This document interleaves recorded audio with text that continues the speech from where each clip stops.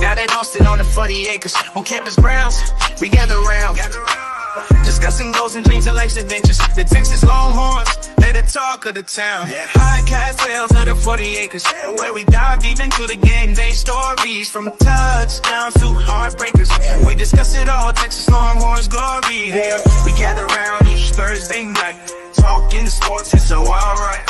From football to basketball, baseball to softball, Tim Wayne and Harry, we cover it all. Sports talk is our passion, our delight. Thursday night at 8:30, we unite. We discuss the scores, the plays, the teams who might. Let's dive into the game, let's ignite. 12 conference champions.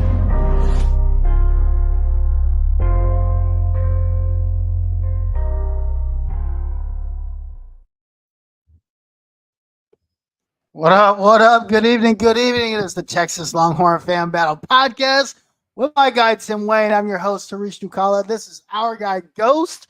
You guys know Ghost. I'll introduce him here in a second. But first, Tim, how you doing tonight, man? It's OU Hate Week, baby. Let's get to it. Currently 8:46 p.m. and OU still sucks. Yes, sir. Ghost, how you doing tonight, man? Hey, I'm doing great, guys. Appreciate you having me on. What an intro video, man. I was dancing. I'm hype right now. I feel like I could get on the field and maybe get a tutty or two. Listen, there's a couple things that we just threw this together. We had an old intro video, just a quick story, and something happened with the network, and we had to make a quick adjustment. So all I could say is AI and just a bunch of editing put that together. So definitely very appreciative of that. It was a lot of fun to put together. It was really our first big project together on the show is putting that together. So it was a lot of fun. Well done. Hey, Ghost, I want you to introduce yourself first, but before we do that, we're going to pay a couple bills. Fanbattlesports.com, where you can get the latest and greatest from the ASC South, including the Colts, Texans, Titans, who eat a lot of mayonnaise, which is really disgusting. And, of course, the Jaguars, who apparently love winning in Indianapolis, beating Indianapolis and Jacksonville, fanbattlesports.com. Bro. Also, if you love starting your own podcast, hit us up on the website. Contact us. We'll set you up with everything you need. fanbattlesports.com. Of course, follow us on Twitter at RLHFanBattle. We are close to 3,000 followers. We appreciate everything you guys do. Thanks for following us and listening to our horrible trash talks and our great jokes and good times and engagement. We appreciate it. Help us go to the YouTube channel. We're going really quick today, Tim. I'm usually talking for 16 hours just about. Man. I do want to say one thing. Shout out to the people that have viewed our stories on TikTok. I really do appreciate it. We've had the last couple of posts that we've put up there, especially when we're breaking any type of news information as far as college football and the Longhorns concerned. We've gotten well over 10,000 views on each of those. So we appreciate that, man. I can't express how grateful I am to see that, our TikToks and stuff are reaching these large amounts of people. So shout out to you guys for showing up and showing out. Wrong button. Yes, we really appreciate it. Yes, thank you so much. My bad. I meant to hit the mic, but then they're right next to each other. I don't know if you guys have ever used StreamYard, but both of these buttons are right next to each other. So, but anyway, yes, thank you so much for the viewership on TikTok, the engagement on TikTok, all the comments and stuff like that. We really appreciate that stuff. We're going rapidly on TikTok, and we want to continue to do that. One of these days, I will figure out how to stream to TikTok, and we will stream there as well. But hey, we've talked about all this stuff. We've TikToked, we Twittered, we YouTubed. like, subscribe, comment below if you want to hear anything on the show. We'd love to talk about it. Ghost, the floor is yours. Introduce yourself. How you started your channel? How you got to where you are today? And the floor is yours. We will be quiet. Absolutely, brother. First and foremost, guys, like this video. Super quick and easy to do. So anybody watching, whether you're live, whether you're watching afterwards, go throw a like on the video. It helps these guys out a ton. Ghost of Texas Football at 40 Acre Vibes on Instagram, TikTok, Twitter. Twitter is the home base where I've built the biggest following. That all started, I was just telling these gentlemen, Texas lost to Kansas at DKR 2021. I don't need to remind anybody. On the way home, I created the Ghost of Texas Football because, we seem to be a little bit of a dead program at the moment. And it kind of shocked at what it all has turned into. But so June 30th, I started my YouTube channel. It's Ghost, the ampersand sign Friends. So Ghost and Friends, because I've had a ton of people that kind of encouraged me to get into this space. In my first episode, I had Kyle Lumlang, Robert Barons, Texas A&M, and then Travis Davidson from Oklahoma. All guys that kind of, were real supportive when I kind of brought it up. But most support the biggest thank you rather goes to my pesky little brother here who lives in New Braunfels, Texas with me. He was on me about it every time I saw him, probably for about a year and a half. And so, we've been doing that for 2 months. You guys check that out if you'd like to. Going to have these guys on there soon. And it's been a blast, man. It's never been more fun because I have a much bigger market to talk about Texas football when normally I have an Aggie wife in there who doesn't give much of a damn to listen. Well, I've got a fake football wife, so it's at least it's something. My wife is the Dion wife. That is the Dion lovers. So she says loves Colorado. Football, but not the Longhorns. Yeah, so there you go. Facts. Same I stuff. think she doesn't like the Longhorns just because you love them so much. That's fine. It makes her not want to cheer for them. Well, check this out. So, we started dating in summer of 2011. We went to the 2011 A&M and Texas game together, and nice. we made it through that. So we were like, bring on life, because we made it through that. Yeah. Right. You're not too bad after all. She's in there. I'm yelling because there was one play where Quandre Diggs gets a pick around midfield and runs it inside the 10 or the 20, or it might have been Carrington Bindum on that one. I think Diggs scored, and Carrington Bindum ran his back in the red zone. And there's an Aggie walking, and we're on the bottom level in the north end zone, and there's an Aggie walking down the stairs, and he's just like, break his effing leg. And I was just he's right beside me. And I was like, really, man? I was like, strip the ball, hit him hard. There's a plethora of options of things to say there that are not going to make you look like an asshole. And so I'm chirping at him about hey, y'all are considered to be so classy here. And there's a cop, we're two rows down on the bottom level. So there's a cop right here.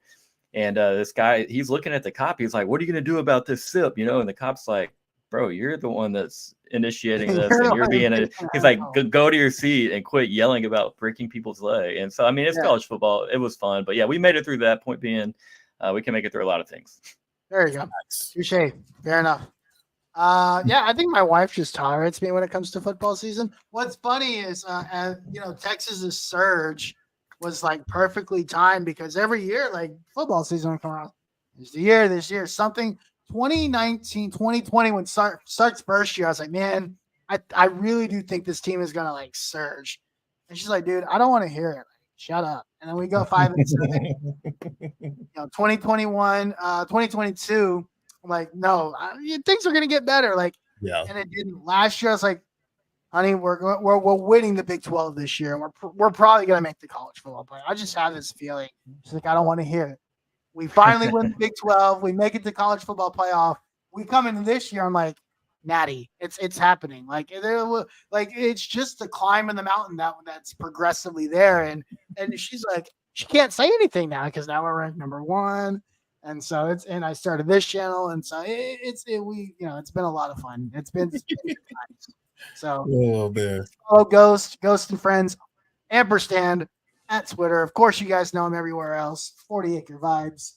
Follow him everywhere we go. All right, gentlemen, let's talk about the game. Red River. We all know this, and Ghost has been talking about this 100 times this week. It's a game we just don't know about. We're going to add more unknown to the game this year. By the way, you're in the SEC. By the way, it's a 2:30 kickoff for the first time in what 40 years, 50 years, Something ridiculous like that. something Yeah. ridiculous like that. Also, by the way, Texas is ranked number 1. By the way, they're the favorite to win the SEC. By the way, there's all these brand new things. Right. What is different? And Ghost, I'll start with you as we go into this game this week. What is different about the vibes of this team versus past teams that have had this built-up hype around them? Well, like the biggest thing to me kind of is the last 2 years, normally the pressure has been on Oklahoma in this game. Right. I mean, they're expected to win. Texas might be struggling these last 2 years for sure. And even in 2022, I don't think that anyone thought we would lose that game, but these last couple of years under Sarkisian, we're expected to beat them. And so with the injury news of Oklahoma, with all the lofty expectations that have been put on Texas, most of them rightfully so. So we still have a lot to prove, in my opinion. But I mean, look at everybody else and tell me who looks better, But Right. There's a lot of pressure on Texas right now. I've received a good number of texts and DMs today saying, "Dude, if Texas loses this game, they're chomping at the bit, ready to get on our asses, guys." Yeah. Mm-hmm. Yep. And one of the things we've talked about. And I've definitely said, I'm sure there's folks out there that have echoed the sentiment. This game, from a playoff standpoint, kind of doesn't mean all that much. Let's be honest. You could lose this game, still make the playoff, right? But what does this game mean to Texas, the program, the fan base, everybody else? Forget the college football playoffs. And what does this game mean to Texas as a whole? This is, to me, a very important game. I know you said you don't feel like it's as important. I think it's very important, simply because there's too many recruits that are on the fence right now. Too many, and not just for Oklahoma and Texas. There's a lot of other recruits, and we'll get to those as we get closer to the section. But I think this is one of those games that if you're able to win against Oklahoma and win in a big fashion, we're looking at, possibly, you talked about it earlier, how we made these significant steps. I think once you do that, and if you win against Oklahoma in a good fashion, I think this kind of takes things over the top. Not to say that the other games are not important. I think the other games are just as important, but from a recruiting standpoint and a trajectory standpoint, I think this is a very crucial game, especially being the first game in the SEC. A lot of, we've talked about ad nauseum about Texas and how the 4-letter networks and the CBSs and everybody else has started to kind of pay attention, especially after that Michigan game where, the doubt kind of went away. Well, I think at this point they will clearly, if Texas are able to pull this out in a dominant fashion, this sets it up to where it's Texas versus everybody else. There's a huge opportunity here. I think this game is big for us as a fan base, right? Because I'm tired of losing to Oklahoma. Ghost and I think a lot of people are. We were talking about right before the show. I've only seen in like the last 20 years us beat Oklahoma like what, 8 times? Is that what we counted? Something like that. 8 times this millennium. It's not a lot. It's not a lot, right? So you do the math, right? We're not very good when it comes to Oklahoma since the turn of the millennium. For us, it's huge, right? We just want another year where we can go in. We could say we beat Oklahoma. We can put that to rest for a year. I think for Sark's perspective, you talk about legacies. One thing we all know that coaches are judged on is your record against your rival, right? And Oklahoma is the ultimate rival that everybody talks about. Hey, everybody talks about how Peter Gardier was 4-0 against Oklahoma, right? Everybody talks about how Colt was 3-1 against Oklahoma. Vince was 2-2 against no, he was 3-1. Vince, he would have been 1-1 technically. He didn't start his freshman year. Right. He didn't start his freshman year, and then so 1-1. So I mean, and then Quinn comes in. Quinn is technically 1-1 against Oklahoma too. You win one, you lose one. Yep. You have an opportunity to do something not a lot of quarterbacks in the history of Texas have done, which is have a winning record against Oklahoma. Right. This is a big deal for a lot of guys on this team. They will be taking this game seriously. It doesn't matter if, Oklahoma has 18 wide receivers injured. It doesn't matter if, Billy Bob Joe is the quarterback and the 5-star recruit that Brent Venables trusted for whatever reason after watching Arizona last year, trusted him. I don't know, but he did.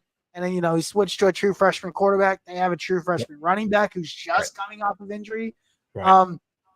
Kind of to your point, Ghost, everything lands in the box of Texas in a game that you already know is unpredictable. So we're going to add that piece to it. It's unpredictability to a game that you're expected to win. What are you going to do? How are you going to prepare? How are you going to come into this game? Yesterday, I know you were talking to Chance Mock, and we talked about, I asked a question on your chat yesterday that goes around we as fans see the ups and downs of this game, and he talked a little bit about what is it like as a player, the ups and downs of the game.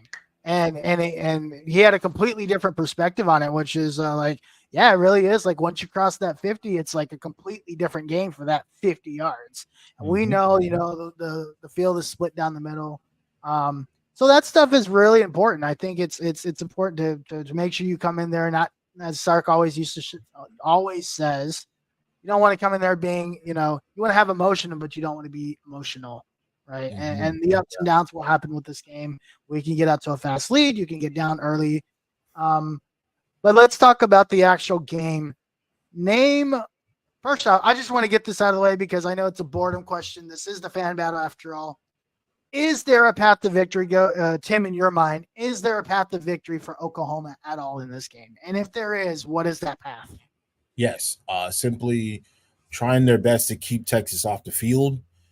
Even if it's a low-scoring situation, if they can control the clock, manage to get the first downs, and be able to protect and keep whoever's going to start, because I don't know who's starting at quarterback in this situation. You can. If you can run the ball effectively, which I would say one thing about Mississippi State, they were able to run the ball effectively. I give them kudos for that. But they weren't able to put the points on the board, right? So being able to run the ball, put some points on the board, even if it's field goals, and control the clock, I think you can make it. I think that's works in their favor. Ghost, what you got? There's always a path to a victory for the Sooners in this game. It feels like, unfortunately, it's going to be very similar to last year. They won the turnover battle 3-0.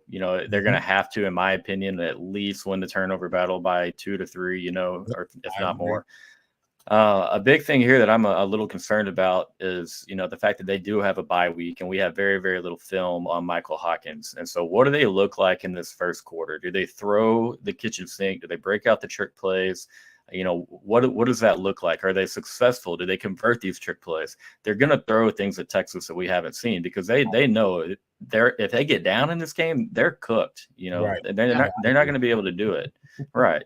And so the thing that I like about Texas is obviously we know this, but still Oklahoma with Michael Hawkins, he's very, very good with his feet. If you let him get going, man, do not let that cat get in the open field. He's twitchy. Right. And that straight line speed is impressive. And so you can't say he can't run away from an SEC defense. He did it against Auburn. I know they stink, but most of that is their offense. Right. But turnovers, field position, watch out for the Oklahoma defense. But one thing that I think can overcome a lot of that, Texas is going to move the ball, right? We're going to move the ball. We got Quinn, we got Sark, we got an O-line that we haven't had in a long time. Can we continue? We've done very well this year. Can we continue to score inside the red zone? Because Oklahoma, man, I mean, they turned the ball over. They turned offenses over a lot. But then also, man, they bend a little bit. They've given up yardage this year, but they don't break very often down inside the 30 and then down inside the red zone. So if we could convert, I think that can, mitigate some of the turnover or field position battles because we'll have our opportunities to get down there and score. Early on, we're talking about paths to victory for Oklahoma. Again, there's always a path to victory in this game. It's to put Texas in an uncomfortable position. Yep. Uncomfortable position is something they haven't done this year, right? Get Texas down on the scoreboard early. What happens if Texas goes down 3-0 or 7-0, 7-3, 10-7? Texas has trailed for exactly 0 minutes and 0 seconds this year. They haven't trailed for a single second through 5 weeks, which is technically 6 weeks because that's where we're at. But through 5 games, they have trailed like absolutely none, which is very, very impressive. They might be the only team in the country that hasn't trailed at all this year. Right. I'm not 100% sure on that. And if it's not, I don't know who anybody else is, nor do I care. But the thing about this is can Oklahoma start the game with the ball, go up 3-0 or something, just something that's different from what Texas has seen and see how Texas reacts. If I'm Texas, if I win that coin toss, I'm taking the ball first. I'm going down and scoring because I don't want anything. I want to put that doubt in their mind and forget. That's fair. Normally, you want to receive. You want to see how no. Where we know what's going to put you on your back. We know you don't have the horses to stick with us. So we're going to put you on your back early. We're going to go down. We're going to score. We're going to put you down 7-0. And we're going to continue to do what we do, which is we don't trail because that's not what this team does. Right. This team is built. They struggled a lot in second halves to score.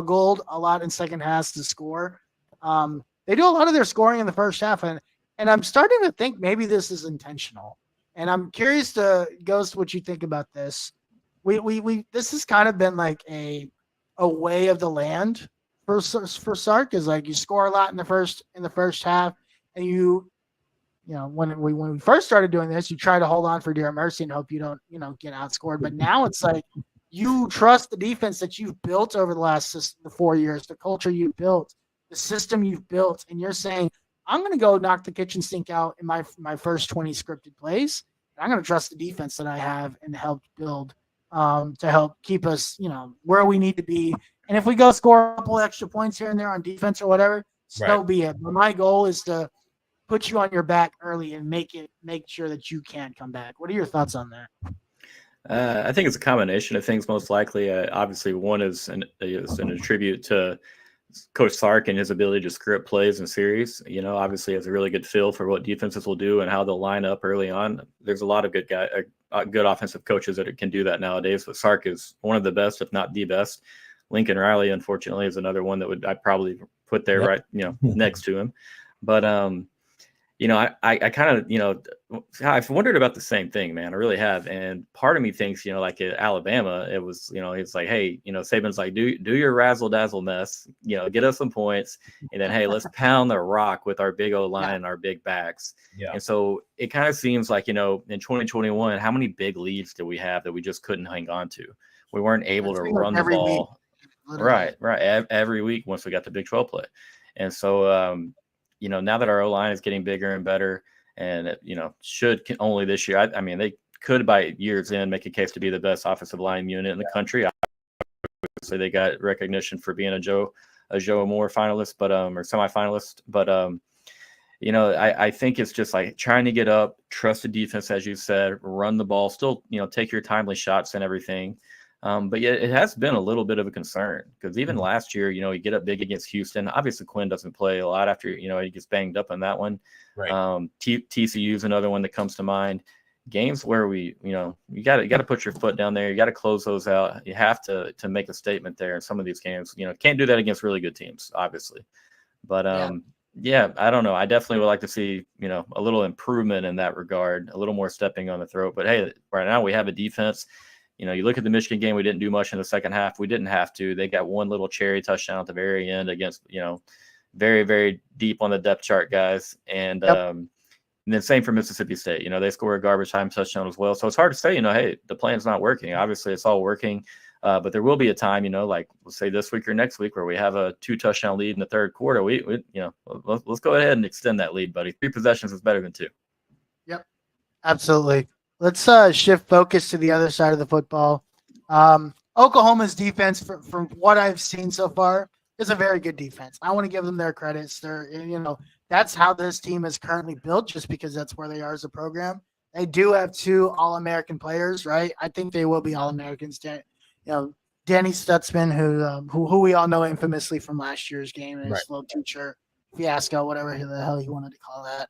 And then Billy Bowman, right? And that's what this defense is built off of. Last year, these guys were studs in this game, combined for 20 tackles, forced a couple turnovers, really kind of made life hell for this offense, right? And if we think about like other ways to success, That's where this is going to come from. It's going to come from those two guys just wreaking havoc for everyone on this offense and throwing things at Quinn that he hasn't.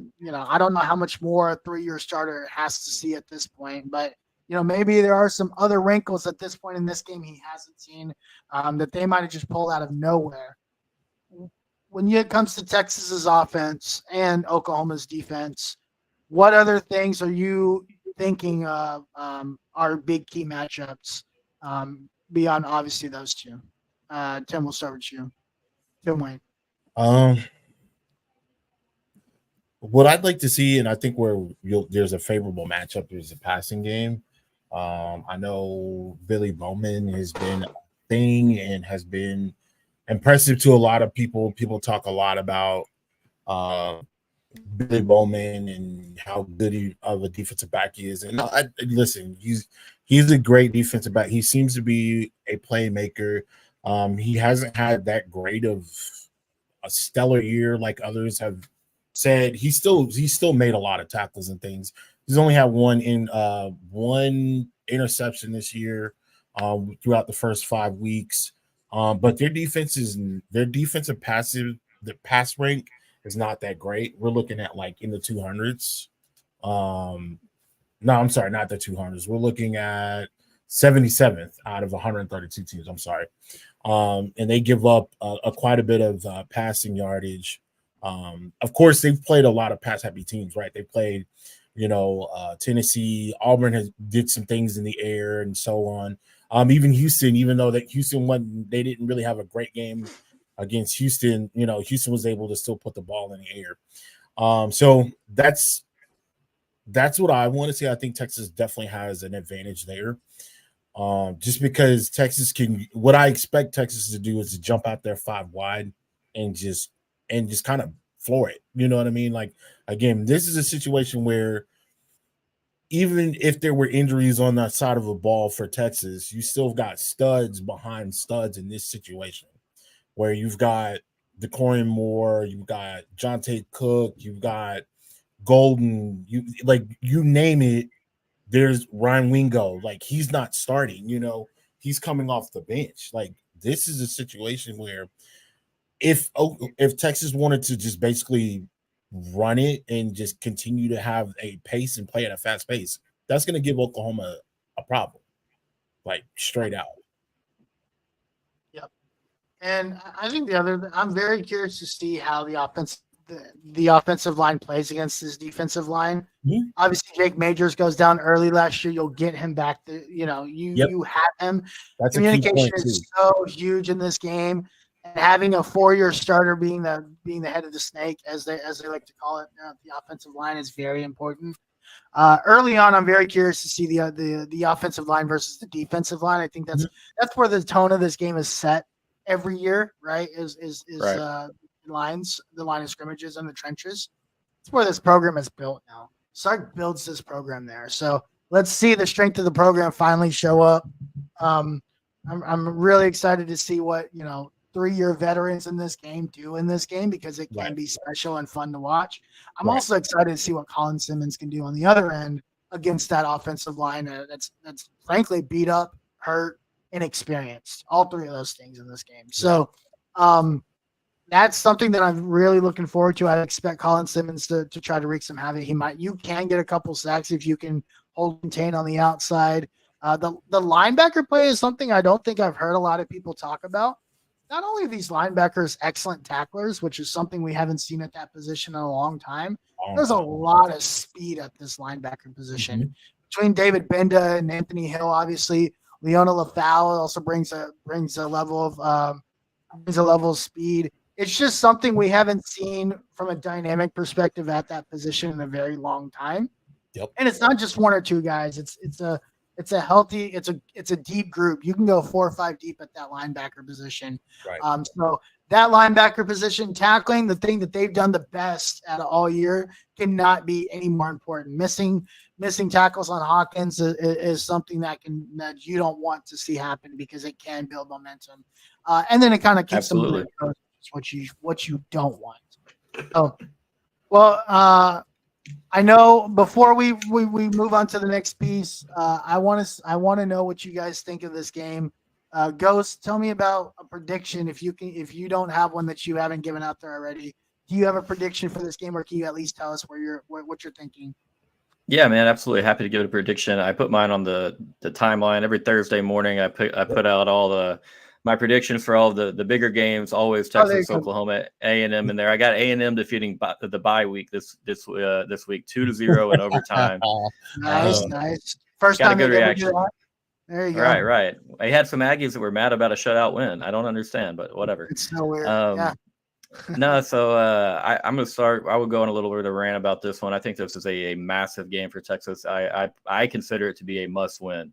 Sarkisian cannot go 1-3 against Oklahoma, considering in 2021 we damn sure should have won that one. 2022, obviously, that's a given. But then being the better team these last 2 years, if we find a way to go 1-3 over that 4-year stretch, that's a little bit of a stain on Sark, and I am probably his biggest fan. Even through 5 and 7, I was singing his praises. But long story short, I think it's a must-win game. He's been really good with the revenge factor, as you gentlemen know. You look at 2021, we lost 7 games. He went 5-1 against those teams in 2022.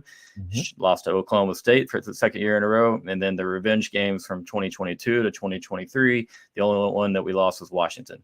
He's been really good about that. I think Brent Venables is a hell of a defensive mind. He will throw things at Quinn and Sark that we even have, or they even haven't seen in through.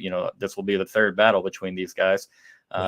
Texas is going to show up on defense. That's where I'm hanging my hat. Texas is going to show up on defense. We might not get the offensive performance that we really want to see, just blow the top off that thing. But I still have us doing enough to win comfortably. I have Texas 30, Oklahoma 16. And I think our defense really steps up. I really do. They'll bring it. Awesome. Tim, what you got? It's funny. I have Texas doing the same thing. I have Texas 35-14. I just don't think that Oklahoma has enough juice on the offensive standpoint. And again, just like Ghost was saying, like it's going to put them in a situation where the defense will be able to get up and shine. And if they're able to get up and pin their ears back and really just have at it, whether it be defensive linemen, the safeties like Michael Taft and Makuba and Anthony Hill Jr. having a great game, even Trey Moore, because I think Collins is on a situation where they're going to start to pay attention to him and they might start sliding more protection towards him, maybe get some chips, try to chip him from rushing the passer. That still has you still got Trey Moore on the other side, on that weak side there. That's going to be a situation. So I just don't think that Oklahoma has the enough firepower. Again, they're missing 5 wide receivers here. They're starting wide receivers. And it was 4 at one point in time, but Deion Burks was confirmed to be out today. Jalil Farouk, Nick Anderson, Andrew Anthony, and Jaden Gibson are all out. That is a lot of offense that you normally would have and would be normally a high-powered offense. If you had somebody like Dylan Gabriel back there throwing the ball around, but you don't. You've got a young QB back there. Listen, does he look great? Absolutely. Does he kind of remind me of Kyler Murray? Yeah, because he's shifty out there. He can move against Auburn. He looked at points in times he looked really, really impressive.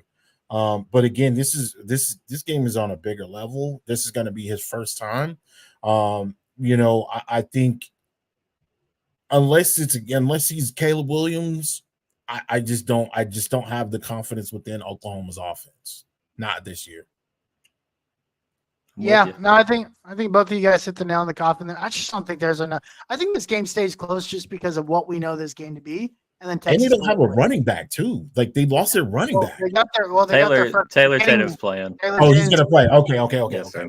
But again, it's his first Red River. We don't know like how they're going to use them.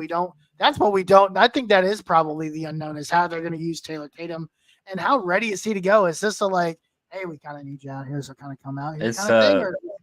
Or, it was a concussion, so like you assume, he should be ready to rock, right? You know what I mean? He's out for sure. That's a little bit different then. Yeah. So we'll see what Taylor Tatum does. That Taylor Tatum's a very good player. I don't want to. He's a very good talent. Highly recruited, coming out from obviously from the state of Texas because we just built Of demons out course. here. Yeah. So, I will but say we'll this is one thing about that, having 5 receivers out, having a quarterback that doesn't have enough or a lot of experience in a big game like this, that is where it makes it a little difficult for the defense. For Texas, again, I don't think that they have a lot of firepower, but there's a chance for somebody to stick out and to show up and to make an impact play that might change the trajectory of the game. Think about Nick Anderson. Nobody knew about Nick Anderson last year until the last play of the game. Caleb Williams. Caleb Williams comes off the bench, starts running around and doing crazy stuff. He ends up winning the game. CeeDee Lamb. CeeDee Lamb went basically, he was slippery. He was like an eel running around with football. Nobody could tackle him the year that he broke. Kyler Murray. Kyler Murray goes on 60-yard some yard scramble. We all knew what he could do, but nobody thought, again, they were favored. Texas was favored in that game, not by a lot, but enough because at the time they were a more talented team. And Kyler Murray runs for 60 yards and has this miraculous game and brings Oklahoma back from being down, and they win the game. So there's opportunities, and that's what I'm thinking is happening on the Oklahoma side, right? They're pitching like, hey, we're down a bunch, but we have nothing to lose. Let's go out there and fight.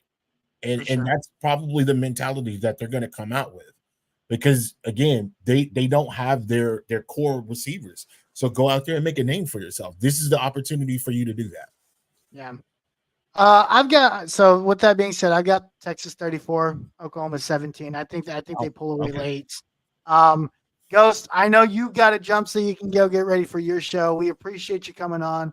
Yes, Before sir. you head out for us, though, can you go ahead and plug your stuff in one more time, and we'll get you out of here so you can go get ready for your show.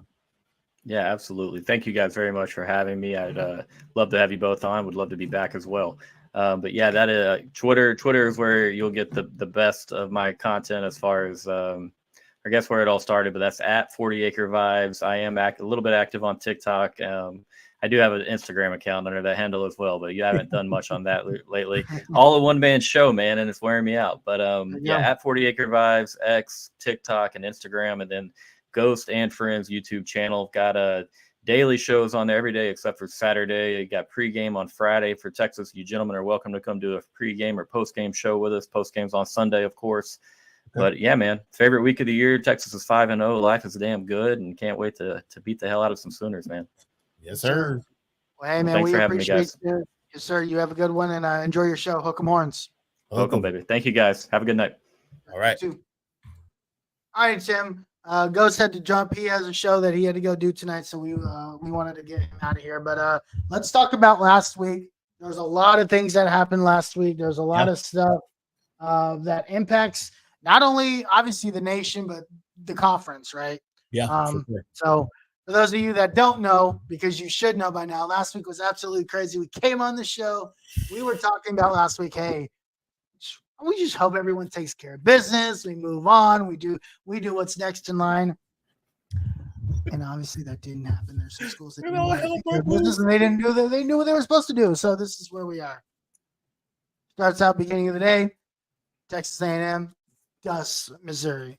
I don't know what Missouri's doing. I don't know why Missouri's even ranked 20, 25 or whatever they're ranked right now. Actually, they were ranked higher. They were like 21, whatever. I think they're like they were ranked pretty high. They were ranked. They were ranked 9. Yeah. They only got they didn't get bumped out of the top 25 though. They got bumped down to number 21, which doesn't make any sense to me. But that's neither here nor there. They probably got some of the you went off to whatever college station. That's a tough environment to play in. Yep. They've 500 in the last 2 years at that. That's a tough environment. So they got dusted early in the day. Then we come in the afternoon.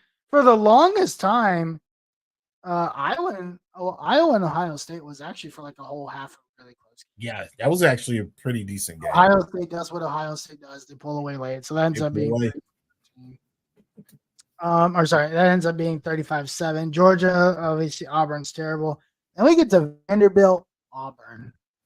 This game was wild from the beginning. Vanderbilt comes up and they start the game. You mean Vanderbilt, Alabama? Alabama, yeah. They Yeah, start the game. They start the game 14-0. They go down and score. Jalen Milroe throws a pick six, right? And then things just kind of go haywire from there. I don't think Alabama ever got their footing in this game. They never got comfortable. I mean, Jalen Milroe doesn't have a great stat line in this game. Nope. But he ends up having to like throw out for 310. He only has one touchdown in this game, throwing. He doesn't end up with anything rushing. Ryan Williams, 3 receptions, 82 yards. He does what Ryan Williams does. He had the huge touchdown. And then Vanderbilt ends up on a great, shout out to Pavia, the guy from New Mexico State. That guy, he's a baller. And now people know who he is. And so Vanderbilt pulls the upset, obviously beats Alabama 40-35. And that just starts like a slow of madness. Then we just start sitting in front of the TV. Yeah, listen. Speaking of Alabama versus Vanderbilt, listen. I want to shout out 2 kids. One that I mentioned that was going to be, I felt like there was going to be a factor in the game, and that was Cedric Alexander from LBJ. Again, I talked about this kid. He broke a 40-year record when playing at Austin LBJ that had been up for 40 years. He broke that rushing record, and it's been untouchable ever since. I felt like he was a prime candidate to go to Texas because we were in a transition from leaving from Roschon and Bijan, and I thought that he would be a great addition to the Longhorns, and that led me to go on this rant about how Texas has the talent as far as Austin. These Austin kids are really, really talented, and how I don't like seeing kids from Austin come in to Texas, play against the University of Texas, and have these outstanding games. Cedric Alexander didn't have a hell of a game as far as rushing yardage is concerned. He had 22 carries. He had 64 yards. But he had 2 major touchdowns. So shout out to him. I mean, he's only a sophomore. He's only a sophomore, and he looks really, really good. I don't think he's an Alshon Gentry, but I think he has the potential to be. He's averaging almost 4 yards a carry. So shout out to him. And another kid that I wanted to mention was Eli Stowers. He's a 6'4" kid from Denton, Texas. Yeah. Had a hell of a game. He caught some amazing passes. Yeah, he's really good. That's a guy that's really good. For over 139 yards, I think. It was something ridiculous. And 6 for 113. 6 for 113, excuse me. 6 for 113. He had a hell of a game. And he just looked like a man amongst boys out there. It was really good. Big kid. And I think, with the right, you kind of got to look out for Vanderbilt. If they're able to run the ball, they're able to throw it. They got some experience at quarterback, which, again, thanks to the transfer portal, they can do these things. And now you can't just waltz into Vanderbilt like that. You can't do that. You can't go in there and say, "Oh, we're gonna get this win and get on up out of here." You can't do that. You got to be careful, or you'll get run out. You'll get run out of the gym. Diego Pavia is a senior this year, but I mean, these are program building wins, and they've got a guy that they brought in. There's a couple of these programs that are like this, right? You look at the guy from Vanderbilt, obviously the guy from Vanderbilt. Look at Indiana; they're 6-0 right now. Yeah, they were terrible last year. The coach comes in and is like, "Have you seen my record? Like, I'm good. Go look at my record. I'm good." And they're 6-0. So, like, it's all about cultures. It's all about stuff like that. Right. It's just all about things like that, right? Yeah. And then you get to Fayetteville at night. Yeah. Yeah. I don't know what it is about Fayetteville at night, man. Dude, What is it about that place at night where it's like, bro, What what I are don't we do, I don't know. doing? You know what? I really want to go. I really want to go to one of these games. Because Well, Texas Fayetteville, is in Fayetteville this year. I don't know if I want to go to Fayetteville at night, but Texas is in Fayetteville. dude, I don't like. They play the game of their life. I did not expect them to play Tennessee as hard as they did. I mean, they did everything right. They didn't give up a lot of. They didn't really give up the long ball per se. Again, they had receivers that had an outstanding game. Rushing, they didn't really do like They were super terrible. great. They were horrible. They didn't really do 42 great. rushes. Yeah, it was like 45 rushes for 130 yards. They Yeah, were atrocious. it was not it was not a stellar game on the ground. They had some, a couple of plays, but again, nothing to stand out. But again, Andrew Armstrong, number 2, 9 receptions. I think again, like in that 130, I got him mixed up with the other guy, had a 130, 132. He didn't have any touchdowns, but still, that's big. You know what I'm saying? That's moving the sticks on a key third down. Yeah. That's what that is. Like if you're getting yards and not touchdowns, you're making a big play at a crucial moment, most likely. Right. You have a big catch over the top, over the middle. Those are some of the things that change these games, especially when you're at home, right? And like momentum is a real thing. Mm-hmm. We talked a little bit about like when you're in a 50-50 game like at Texas OU, you don't have that. But in Arkansas, except for half the field, but in Arkansas, they have that at night. Arkansas beats Tennessee 19-14. Arkansas, LSU at night.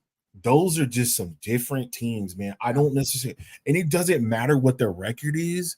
It's just something about playing it in that stadium at night is something absolutely crazy. I would say the next team would be probably like Penn State. The whiteout games that they have at night are some. I think a whiteout game is coming for Penn State. Isn't it this weekend? If it's not this weekend, it might be this weekend. Boy, could Penn State do a lot if they beat up on USC this weekend? Well, everybody should beat up on USC. They still can't stop the run. Speaking of teams that can't do anything right now, Michigan really hurt us, man, by not beating Washington. They go to Washington, they lose. The rematch of the national title game. No, they didn't get boat raced. The game was actually really close for a long time. It was close, but and there was nothing that made me believe that they were going to win that game. Once Washington lost the lead, Once they lost the lead, it was like these guys are defeated. Yeah. I didn't. Just don't have enough.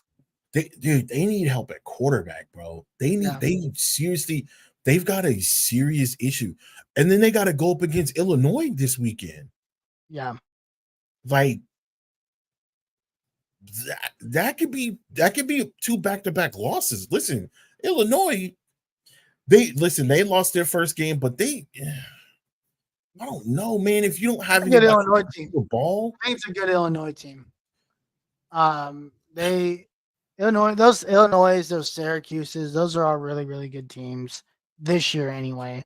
The Big Ten's a tough conference, man. Like it's like top to bottom, it's a really good conference this year. And then of course, Minnesota beats USC. I think USC was supposed to lose last week. They just can't stop the run, dude. It's that simple. Lincoln Riley still can't figure out how to stop the run, and he's not going to until he's just got to figure it out. Yeah. Miami, Cal. Did you watch this game? Yeah. Listen, I would say Miami continues to get bailed out. You said it. You took the words right out of my mouth. They should have had back-to-back losses this week, and they didn't. The touchdown that got called back at Virginia Tech was absolutely absurd. Crazy. The play that the kid got a first down, they called it a turnover on downs. There was a number of holding and I like Miami, but they make I do too. They're gonna make them to win the ACC. Cam Ward these last 2 weeks had literally killed himself in the Heisman race. He's not. He was terrible. he was not good. Like I don't know necessarily know what happened. I think maybe people are starting to get some footage on him and see what they can do against him. But last week was atrocious. I was Is, not he a fan. is Miami a flawed team? Yeah. Have you seen enough to say they're like, now I look at like a Clemson, right? And Clemson after week 1, you're like, ooh, things are looking rough. That Clemson Miami game is going to tell us a lot about both teams. You know what? One thing that Clemson can do that Miami can't seem to stop, and they've shown it time and time again. Miami cannot stop the run. The run at all. They cannot. Look, Cal's a good team this year. I don't want to take anything from Cal. They're a good team this year. That defensive line for Cal is amazing. Right. Really good. Listen, really Phil Maffa, I watch Clemson football.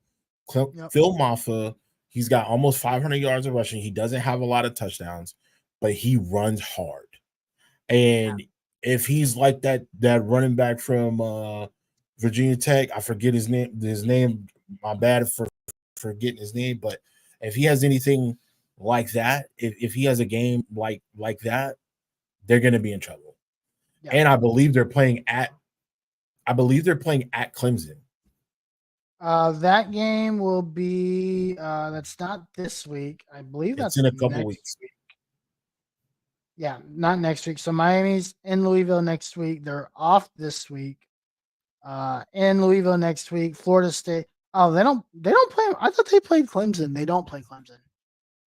So the only time they see Clemson is the ACC title game, which I don't think they're if they get there. Like, I don't know if they're going to get there. Like, Louisville's not very good. Florida State's, they should get there. The rest of these teams they play are terrible. Besides Syracuse, I don't have any confidence. I have them ranked high. I know we're going to do our top 12 here pretty soon. I have them ranked high because of the situation that they're in. They're undefeated until they're not, right? Yep. But I honestly, and it's going to sound crazy, I can see Clemson SMU in an ACC championship. No, SMU looks good. I told you about it. Bro, did I not tell you about SMU? Did I not tell you SMU got some stuff? SMU, bro. Other than the BYU game that they lost, and because I remember we stayed up, we were both tweeting or going back and forth with each other about that game. That was a knockdown, drag out game. That was a great game. That game was so good. That was a good game. Other than that game, they have looked really impressive.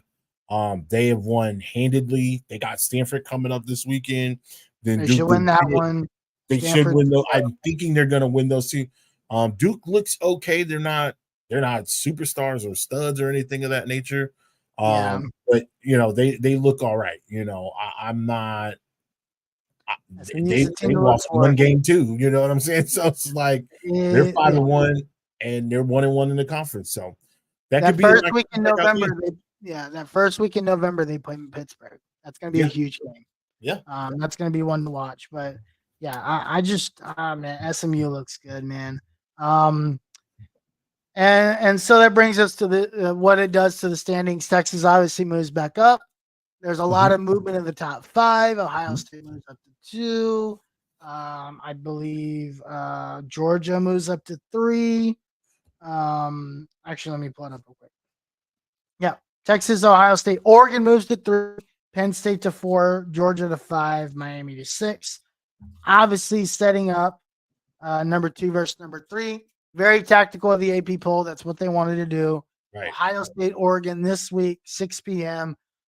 under the lights in Autzen Stadium. And that's going to be very, very interesting. And then, we'll see. Texas has to take care of business to stay like ahead of schedule, right? Mm-hmm. If Ohio State wins that game convincingly and Texas doesn't, they will jump Texas. Oh, for sure. If Oregon wins that game slightly, if Oregon wins that game and they win convincingly against Ohio State at home, I don't think they're going to take over Texas. If Ohio State wins that game on the road at night and Texas does not play, if Ohio State wins handedly, even though Texas wins and If they don't Texas, win big. if I think, Ohio State wins close and Texas yeah, struggles, they will jump Texas. yeah, I believe that. Now, if it was the other way around, I still don't think if it's the other way around and Oregon beats Ohio State, I still don't think Oregon jumps over Texas. I don't think Oregon's been that Just impressive. because they've struggled so, dude, They've they also have struggled so much. so much in games. They've been close in so many games. I want to say out of their 5 games, they have been close 3 out of the 5 games. Yeah, 37-34 to Boise State. Yeah. Obviously on 24-14 to Idaho. Yep. They blew out UCLA. They blew out Oregon State. Oh, I mean, they blew out 3 games. Those first 2 games were close, and they've blown out their last 3 opponents. I mean, Oregon. To be fair, Oregon State, UCLA, and Michigan State are not the guys that we would want.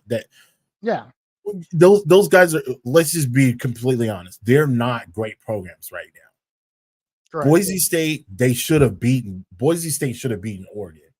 Sure. They should have beaten Oregon, and they didn't really pull the doors on they jumped out to a 14-point lead, but they finally put the nail in the coffin. Idaho was coming back, and then I think they scored 10 in the fourth quarter. Yep. They got it all right. Yep. Yeah. So I mean, listen, to me, their last 3 games were not impressive games. Those are games that they're supposed to win. Really, they're supposed to win all of these games in an impressive fashion from week 1 to week 5, if you ask me. They should have won these games in a bigger fashion than what they did. The first 2 games, they did not look good. They did not look good. And we could be completely honest, Dylan Gable does not look good. He just does not look good. No, he doesn't. And that offense just hasn't, and they're still not clicking. So we'll see. I don't know what the problem is. When you watch Oregon, what is other than what sticks out to you? Dylan Gabriel's a lefty. That's what sticks out. Dude, they don't get the ball down the field. And that's Well, shocking. also their best wide receivers are on his blind side. Go look at where they line up Evan Stewart. They line him up on the left-hand side. The only way they get their number 1 receiver the ball is on RPOs. There's not a lot of deep shots they're taking down there. No. And that's what's confusing. What I thought they would be doing, but they also don't play Evan Stewart on his strong side. Rarely does Evan Stewart line up on the left side of the line of scrimmage of Dylan Gabriel. That's kind of crazy. If you're Evan Stewart, what do you do in this situation? Do you continue? Do you stay there? Yeah. Do you ride it out? You ride it out because at the end of the day, you're still going to try to compete for it. You're going to compete for it. Now, if he wasn't playing well and he's not getting the ball and they're losing, then you had a different situation. They're winning. From Evan Stewart's perspective, you deal with what you got this year because you're winning. Right. Evan Stewart's year is really next year, right? That's when you're really going to have to because you're third year, you're really going to have to show. I don't think he should be transferring anymore because he's going to stick this out. He's not the guy this year, honestly. Evan Stewart did not get brought in to be the guy this year. He's their number 2. Right. Their guy is the other wide receiver, Tez Johnson. That's their number 1. Right. And that's the guy they're lining up on the left side of the line of scrimmage. I wouldn't expect a lot out of Evan Stewart. He might get 700, 800 yards. And if he does, and a bunch of touchdowns, 700 yards. The end zone threat, the red zone threat is what I'm looking for Evan Stewart. He scored a red zone touchdown last week. I thought that's kind of what they were going to bring him in for because of his size and speed, especially in short yard and those shorter, compressed parts of the field. He's not your number 1 receiver this year, and nor should anybody have expected him to be with Tez Johnson there. So Oregon is interesting. Let me ask you this before we move on. Oregon has Ohio State, Purdue, Illinois, Michigan, Maryland, Wisconsin, Washington. How do you think those games play out? I'll completely be honest. I think they get blown out by Ohio State. I think they lose 2 games. You think they lose 2? I think they lose 2. I think they lose to Ohio State. I think they lose to Michigan. And I think they lose them both the same way. Okay. They're gonna lose them. They're gonna lose them the same way Michigan, USC lost those games. Okay. Those teams are gonna shove the ball down your throat. And they're not gonna be able to keep up. Oregon Right. is not built at the trenches. They cannot. That defensive line is in the fourth quarter. You're telling me that defensive line is going to tackle Quinshon Judkins and I don't think so. Henderson? You I, lost your mind. I think Ohio State's probably going to win this game. I think they might actually win it pretty handily. I think Ohio State wins this game by 10 points. I think Ohio State wins it by 17. Yeah, they just don't have the trenches, man. I think Ohio State. I think Ohio State wholeheartedly. I think Ohio State is the close. Unless Will Howard decides that he just doesn't want to throw. I think they have by far one of the best offensive, one of the best wide receiver rooms that's not named the University of Texas. Oh no, I would agree. And Will Howard is the only reason why I don't think at this point of the season I think Texas is the best team in the country, and it's not close. And the only reason why I say it's not close is because Will Howard's not very good. Nobody will tell me Will Howard is even average. I don't think Will Howard is great either. I know what Will Howard is, and he's not. We've seen what Will Howard can do. Yeah. But to be fair, Will Howard has never had any offensive firepower like he's got right now. And he's just doing okay with it. Right. He's not doing great. It's not like he's look with the amount of if CJ Stroud was running this offense. If CJ Stroud was running this offense, they would be blowing the doors off of teams every week. Yeah, 50, for sure. 60 points. That's how much talent this offensive line is. Yeah. That's how much talent this offense has. They are not blowing. They are not doing that. They're putting up 30 points a game. Yeah. Like that's a very talented offense with a subpar quarterback. And I don't care what anybody says. Will Howard beat up on a bunch of terrible Texas defenses. Whoop-de-doo. He's going against real DBs, and I don't think he can read a defense very well either. So I think that's the reason why I didn't have Ohio State winning the national title. At least I don't think I did. Don't quote me. No. You can go back and watch the episode, by the way. If you need to, follow us on YouTube, like it, subscribe. All righty, Tim. Sure. I've got your top 12 pulled up right here, of course, because the system that you use doesn't work for me. I don't have mine, but I will take a look at yours and I will build mine from yours. So let me bring it up real quick. Mine is going to be pretty controversial. Is it yours? This is yours. Yep. That is mine. So yeah, Texas number 1, Ohio State 2, Penn State 3, Oregon 4, Miami 5. Yeah, I didn't want to put Miami there.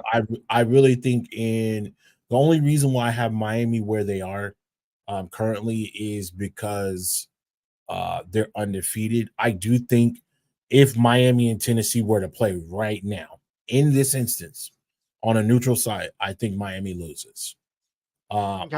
I think honestly, I think if Miami and Alabama play on a neutral site, I think Alabama loses. I think Alabama wins. And I think if Georgia and Miami played on a neutral site, I think Georgia would beat Miami handily. I think those 4 teams would beat Miami handily. However, even though I don't like the way that they won, they still won. And Georgia and Tennessee both have, to me, some really ugly losses. So that's why, I have them standing there. I have them going 6 through 10. I'm going to say 6 through 9. I have Tennessee, Alabama, Georgia, Ole Miss, and then I have Iowa State. Now, the only reason why I have Iowa State where I have Iowa State is because of the teams that they have played. Listen, Iowa State has done really, really good. They beat an Iowa Hawkeye team that they weren't really great, but it's a knockout, drag out rivalry game. So, they've played North Dakota, they played Arkansas State, they played Houston. Houston's not really that great, and they played a not so great Baylor team. And so, with that being said, I just don't think that they have I think they have enough to win in the Big 12. I don't think that they beat these 4 teams or 5 teams ahead of them. I think BYU is very underrated. I don't think BYU is appropriately rated in any of the top 25. I'm not knocking that. Listen, we talked about Like to me, we if you talked have a a lot about BYU. BYU could end up winning the Big 12. I think BYU is a team that you don't want to sneak, like you can't take easily. You'll end up losing. They run the ball very well. They play very good defense. Yep. Very good defense, stellar defense. If it was up to me, I'd swap BYU and Iowa State at this point. Listen, I wouldn't even get mad at that. I'm not mad at that. Again, the only reason why they're there is because they're undefeated. But again, they're so low. They're at 10 because I don't believe that they will beat these teams. Again, Oklahoma had a nasty loss to Tennessee. Then Tennessee goes and gets beat up by Arkansas. Like Boise State, listen, in my opinion, I wanted to put Boise State 11 and make Oklahoma 12, not because of the hate, but because of the way that they should have beat Oregon and they didn't. They didn't go their way, and so that was the only reason. But I think that game right now, if Oklahoma and Boise State played, that'd be a really close game. I still give it to Oklahoma just because of the defense. I think they have a better defense than Boise State's defense. But that would be. I think Oklahoma is one of the best defenses in the country. One of the best defenses I've seen in the country. Right. Oh, but Boise State is something special. With that's a good team, man. The Boise State team. I'm surprised you don't have Clemson in your top 11. The only reason why I don't have Clemson in my top 11 is just because of that they haven't. They're one of those teams that haven't played a lot of people either. And plus, what they did to NC State, like I'm not really. NC State is just not a good team. Let's just be completely honest. How did you look at the Texas A&M win versus Missouri?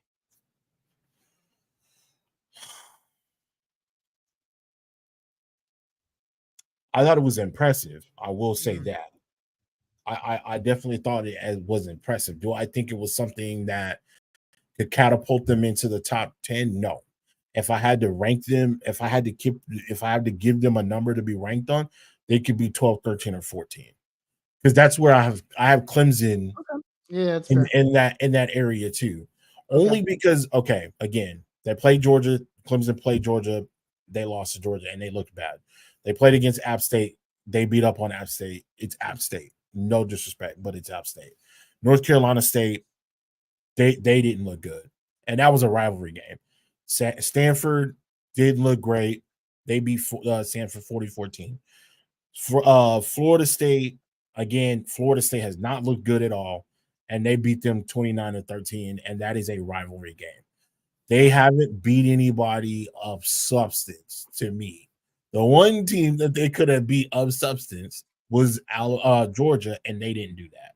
So that's why they're not in the top 10 for me. Their next game of substance would be Pitt. Pitt's looking like a good team. Pitt looks like a great team. And they're gonna play Pitt late. Yeah, they play Pitt in November, the middle of November. Yeah, so they play in November. November's looking up to be something crazy, dog. Well, that's what these new conferences do. Yeah. So it's been good. No, I like this top 12. If I were to change anything, yeah, that's what I was going to ask you. What would you have ranked there? Listen, I struggled to put Oregon above. I don't care if Miami. Like these records don't bother me a lot because the AP poll doesn't mean anything. I don't think Miami's better than Tennessee or Alabama or Georgia.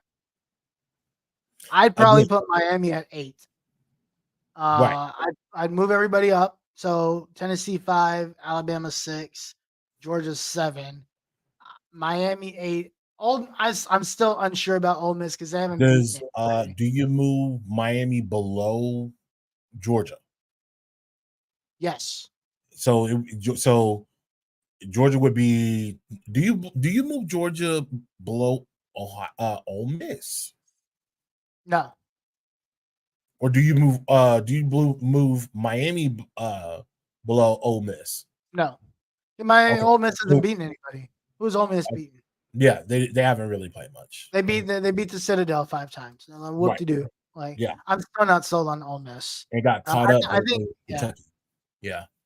I, Okay. I think, but even Tennessee, I'm starting to think like, is Nico Ialamayava like, is he really that good?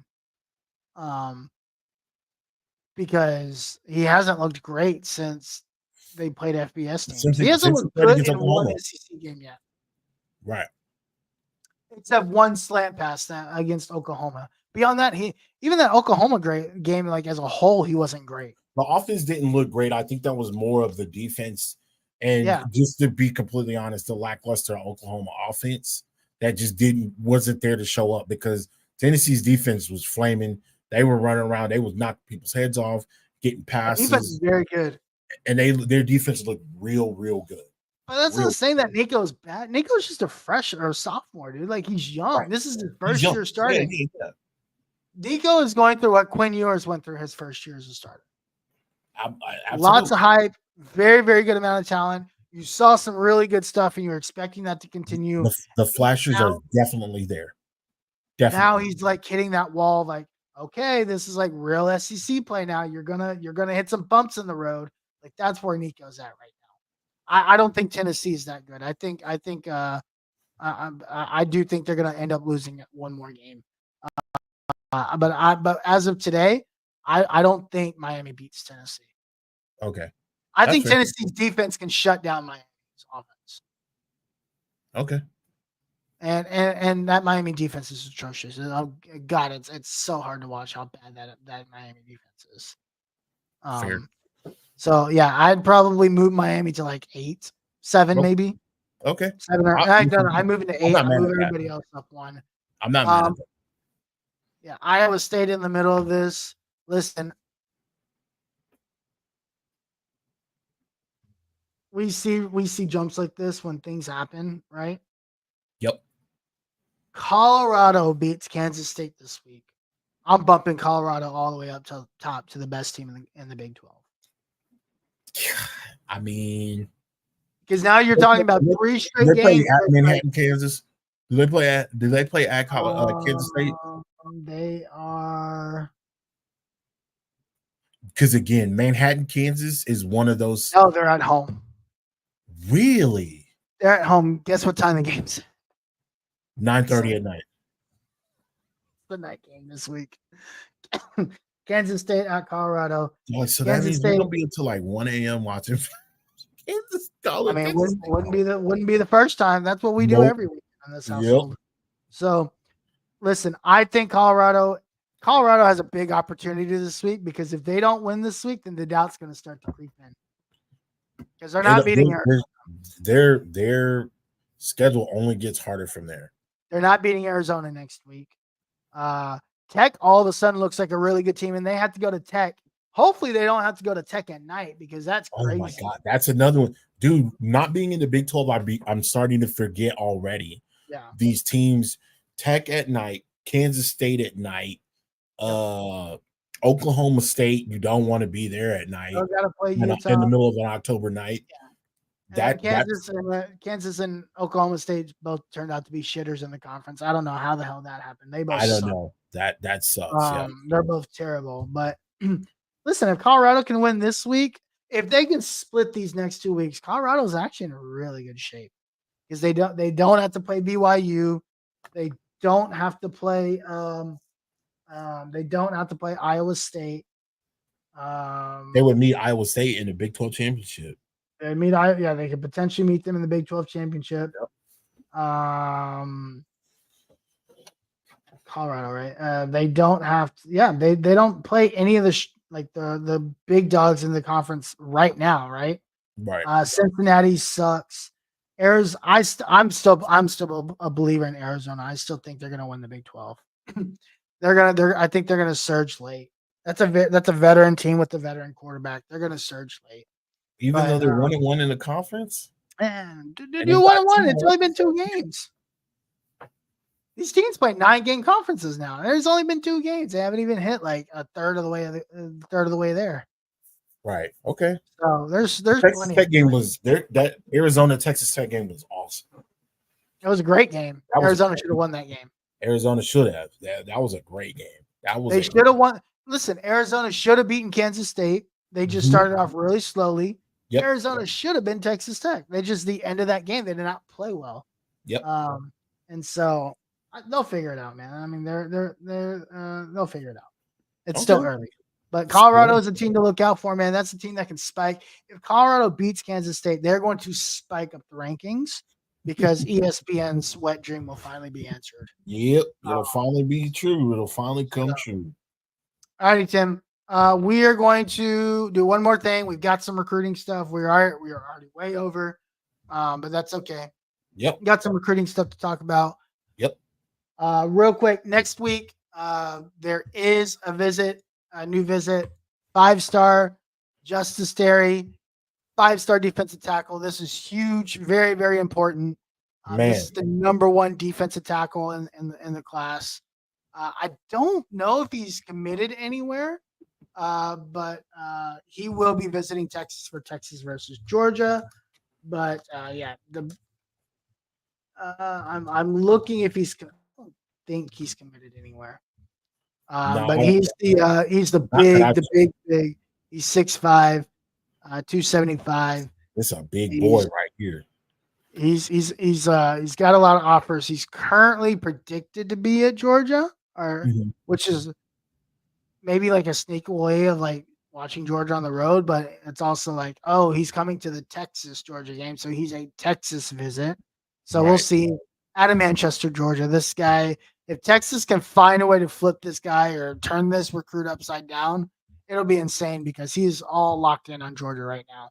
Yeah. And then of course, earlier today, out of nowhere, if I might add, 4-star wide receiver out of Lovejoy, Texas, which is the same school as Parker Livingstone. Yep. Dalen McCutcheon has flipped his commitment from Florida State to Texas. What a get. This, after putting him together, this is why Sark was not panicking when DeCorin Moore did not commit to the University of Texas.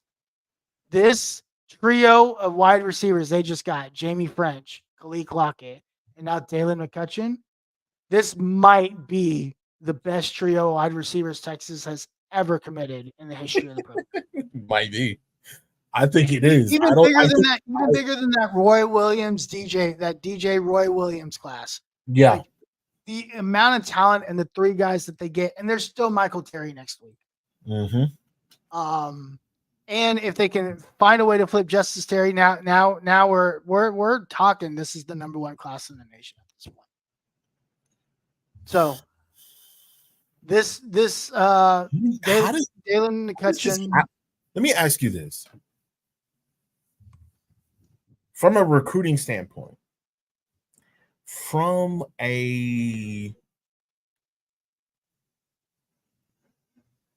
does something like this happen? Where you're strong. Listen, I think we can all say, I think sports reporters, I think ranking analysts, I think everybody that knows something knows a little bit about college football, and they at least follow the top 25. They know that Texas's strong point is the wide receiver room. How do they continue to generate this top talent and continue to pull in this talent, knowing what they have ahead of them? How does that happen? Was DeCorian Moore a letdown? Absolutely. Like, you know how I felt about DeCorian Moore. I wanted DeCorian Moore to stay in state. But this is crazy. How does that happen? Winning. People want to be with winners. Right. And also, 5-stars want to play with 5-stars. We have the ultimate 5-star in our back pocket. Right. The most famous 5-star name in the history of the sport. Right. Yeah. Evan Manning. He looks very good. Texas is currently number 1. They're winning football games. They just went to the CFP. This is just called recruiting momentum. Yeah. And we all know how good Sark is at developing wide receivers. He's got a history of doing it. He did it at Alabama with Devontae Smith and those guys. He did it last year. Look at Look at what Sark did in 3 years with Jordan Whittington, a guy that couldn't stay healthy, a Yeah. guy who couldn't do anything, much of anything. Now starting wide receiver for the St. Louis Rams. LA Rams. Sorry, LA Rams. He develops he develops talent. This is out of all the positions that he develops. I get he was a quarterback and he's like the quarterback whisperer. Right. He develops wide receivers and he is known for developing wide receivers. Yeah. That is his, I would argue he's better at developing wide receiver talent than he is at quarterback talent. I mean, to be fair, Julio had his best years on the Sark. He did. Yeah. Like if you think about that 3-4 year stint that Sark was there, Julio Jones was arguably one of the best wide receivers, if not the best wide receiver. Who are the wide receivers under Sark at USC? Juju Mike Smith. Williams? Was it Juju Smith-Schuster, Mike Williams? Right. You're right. Yeah, you're right there. Those guys, right? Yeah. And then early in his career, who did he have? At USC the first time he was there. The other Mike Williams. The other Mike Williams. He had another guy. Oh my God, I'm drawing a blank on his name. 2001 to 2003, he had the other Mike Williams. He had bro, who did he have? Oh my, there. What's the guy that caught the Steve Smith? Steve Smith. He had Steve Smith, and then he had another guy. Oh geez. Oh my gosh, I forgot the other guy. Hold on.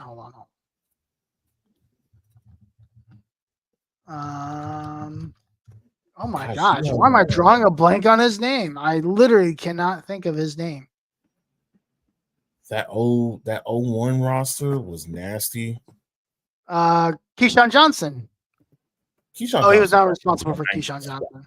Was it Marquise Lee, Steve Smith, Johnny Morton, not Amon Ra, Dwayne Jarrett. That's who I was thinking about. Dwayne Jarrett is who he was responsible for. Like he's developed some guys. Juju Smith-Schuster, Nelson Aguilar. Or was Amon Ra later? Amon Ra was later. Amon Ra was way later. Amon Ra was only there like 3 years ago. Right. Amon Ra's young in the league, man. He's only been like 4 or 5 years. I feel like he's been there a lot longer. Yeah, no. Oh, geez, that was the one I was thinking. Dwayne Jarrett's the other guy. Dwayne Jarrett was on those big, really good USC teams. Yeah, Dwayne Jarrett was a focal point for sure. It was developed by Steve Sarkisian. Steve Sarkisian has a history of developing wide receivers. So wide receivers want to come here, except for Decorian Moore, but because they know that Steve Sarkisian knows how to develop talent. They're playing with an arch. 5 stars play with 5 stars. Texas is winning. And so when the summer comes along and like, you got 2 commits, he's not worried about it because he knows, and I said this early in the season, winning cures everything. If you continue to win, things will happen. They're going to continue to win. Yep. They're going to make the college football playoff. They might win the SEC. If they win the SEC in year 1, the next 2 recruiting classes are going to blow up. Yeah. I think that's going to, you want to talk about the pot overflowing, man. Yeah. It's going to be guys. Like, oh, shoot. There might be some guys. These guys are winning the SEC the first year they're there? Right. Oh, my God. That's crazy. Right. And Kalen DeBoer is currently under fire from everybody in Alabama right now. So the fan base is ready. They're already ready. This is terrible. Utah, welcome to the SEC. Welcome to the big boys. This isn't Washington anymore. We don't lose to Vandy. Well, you actually just did. So put a lid in it. But anyway, we got to get out of here, Tim. But before we get out of here, tell the people where they can find you. You can find me at Tim Wayne on Twitter. You can also find me at Longhorn Fan Battle. I'm not the one that talks the most trash. Listen, the amount of trash talking that Harish has unlocked within the last week is something I've never seen in my life. And I mean, he has fan bases upset, fan bases in our DMs talking about you're going too far, fan bases being like, hey, like, it's like we're just playing, like, leave us.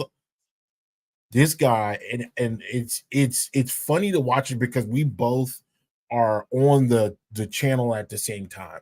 So when y'all see him talking, or when you see some tweets coming out, if they're going at people, you best believe that is not me. That's not me. I might post a picture. I might, throw some swag out there. Texas is wearing ice whites this week. Texas is wearing icy whites. Icy whites. So that's a thing. But yeah, I'm not the guy that is trash talking that. And listen, don't get me wrong, I like to trash talk, but I'm not in this way. I don't trash talk like this. So yeah, if you want to jump out there, just know, like, if you come talking crazy, you're gonna get did you just change the title of the No. Did you just change the title of the episode? No, I was talking shit to somebody on Twitter. Yeah, if you come talking crazy, he's gonna get you. It don't matter who you are. He said it before, he'll say it again. It don't matter if you got a million followers, it don't matter if you got 12. If you want that and you come over here talking trash, it's gonna happen. And especially you hate week, it's gonna be real bad for you. So just tread lightly. Saturday's gonna be awesome. You guys can find me at the Uncle Gandhi. Tim gave you all the spiel. 1, 100,000, 10,000, 100,000, $1 million. Don't really care. Don't say something stupid. You're gonna get caught with your pants down. But between now and then, my name's Harish. That's my guy, Tim. We got to get out of here. Peace. So Gabriel, go home. Go home, home, home. Touchdown like an end zone.